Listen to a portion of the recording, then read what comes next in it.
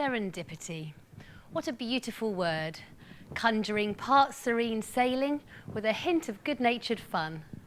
Serendipity, that chance beneficial meeting, the unexpected conversation that provides just the answer you're looking for. The perfectly timed taxi ride that takes you past the cinema showing the film you've been wanting to see, where you accidentally knock over somebody else's popcorn who turns out to be the boy from school who you used to have a crush on. And guess what? A year later, you're happily married. Serendipity. So if that is serendipity in action, how does it work? How does it work? Are there higher powers directing the details of our lives? Or is it just a random coincidence of events? Is there anything we can do to enhance the occurrences of these positive events? It is my proposition today that whilst life throws many events our way, some positive, some challenging, we have within ourselves the power and possibility to create an environment that enhances the probability of these fortunate events that make our lives a little more plain sailing and a lot more fun. Before we continue, I would like to explain that I am a qualified and experienced sound therapist. I have studied spiritual and scientific texts as they relate to sound and vibration. Some of the things I'm going to talk about today might initially sound impossible, but I would ask you to suspend your disbelief and remember, in the words of the author Paulo Coelho, people never learn by being told. They have to find out for themselves. It's about taking my words today and relating them to your own experience. And if enough truth resonates for you, go out and experience it for yourself. Find out if it holds true for you. To understand why I believe we are able to create and influence serendipitous events, I would like you to consider that we live in a vibrational universe. You are a vibrational being whose cells and organs all pulsate at a particular frequency. Our brain pulsates with electromagnetic energy affected by our emotions, our health, and our general state of well-being.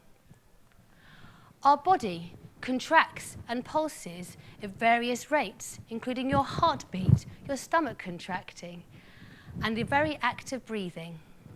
Together, they make up you, a composite of frequencies, and so we each vibrate to our own personal tune. Disease, depression, negative behaviour patterns, these are all symptoms of a body and mind being out of tune, quite literally.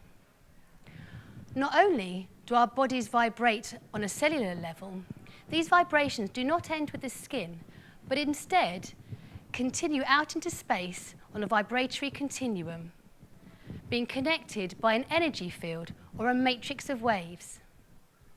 I'd like you to rub your hands together really fast and then hold them a couple of millimeters away from each other. Can you feel a slight resistance? That is energy. Nikola Tesla said, if you want to find the secret of the universe, you need to think in terms of energy, frequency, and vibration. If an energetic force is struck at the same resonant frequency as another object in a vicinity, the vibrations will cause the second object to begin vibrating.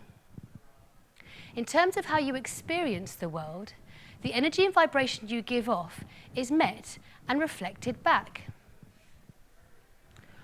We can feel this on an emotional level when we say that somebody's on our wavelength or we feel in tune with a personal situation. Why is this important? Well, if your internal vibration is one of anxiety, depression, anger, the life experience you have may very well provide you with people and situations that reflect this back at you, thereby reinforcing the feeling and so creating a circuitous negative experience of life. It's a bit like tuning into different radio waves.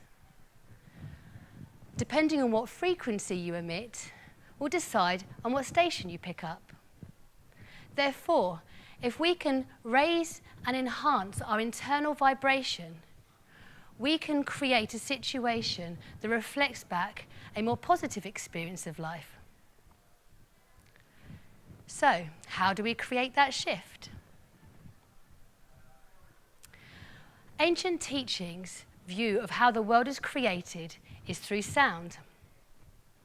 Whilst the truth of these views can be debated, what is clear from modern research, sound can at the very least affect matter. In the 18th century, Ernest Chladni put sand onto a glass plate and vibrated it with a violin bow. The sand was pulled into creative and beautiful symmetric patterns. This work has been continued with the invention of the cymoscope by John Reed, who uses water as a surface membrane in which to imprint sound and create a digital representation of sound and vibration. In the following video clip, you will see the sound and vibration as represented on the cymoscope of a singing bowl, much like the one I have here.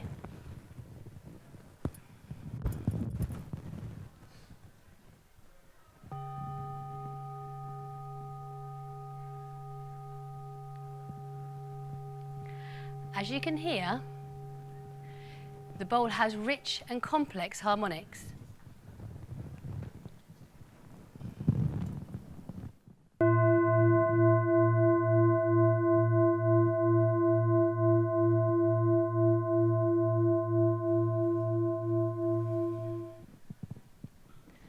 Notice the symmetrical shapes and the similarities to those found in sacred geometry and within the harmonious shapes found in nature. Through the study of microcymatics and sonocytology, we are now able to hear the difference between a healthy and unhealthy cell. According to Gardner Snook of Manchester University, the difference between a healthy cell and a cancerous cell is like two very large orchestras all playing their instruments at the same time. But in the cancerous orchestra, the tuba is horribly out of tune. In the following two clips, you can hear the difference between the healthy pulsations of a yeast cell and the high-pitched frequency of one that is stressed. Notice the distortions as represented on the cymoscope of the one that is stressed.